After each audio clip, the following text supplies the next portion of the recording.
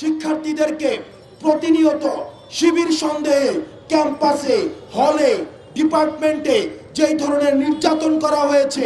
বৈষম্য বিরোধী ছাত্র আন্দোলনের অন্যতম সমন্বয়ক হাসনাত আব্দুল্লাহ বলেছেন, গত ১৬ বছর ধরে দেশের সব ক্যাম্পাসে ছাত্রলীগের সন্ত্রাসীরা শিক্ষার্থীদের ওপর হামলা করেছে।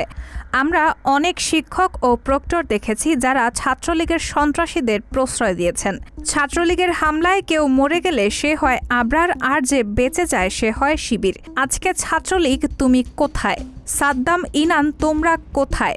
ফ্যাসিবাদ বিরোধী আন্দোলনের মাধ্যমে আমরা ছাত্রলীগের ২০ দাঁত ভেঙে দিয়েছি। সোমবার ৭ অক্টোবর বিকেলে রাজধানীর জাতীয় জাদুঘরের সামনে শহীদ আবরার ফাহাদের পঞ্চম শাহাদাত বার্ষিকী উপলক্ষে ছাত্র জনতার সংহতি সমাবেশে তিনি এসব কথা বলেন। সংহতি সমাবেশে জাতীয় নাগরিক কমিটির আহ্বায়ক নাসির উদ্দিন পাটোয়ারি, ছাত্র শিবিরের ঢাকা বিশ্ববিদ্যালয়ের সভাপতি আবু সাদিক কায়েম, বৈষম্য বিরোধী ছাত্র আন্দোলনের সমন্বয়ক ও একতার বাংলাদেশের মুখপাত্র তাহমিদ আল মুদাসির চৌধুরী, বিপ্লবী ছাত্র পরিষদের আব্দুল ওয়াহেদ, এবি পার্টির যুগ্ম আহ্বায়ক ব্যারিস্টার আসাদুজ্জামান ফুয়াদ প্রমুখ বক্তব্য রাখেন। রায়হানা মুন, সবার কথা।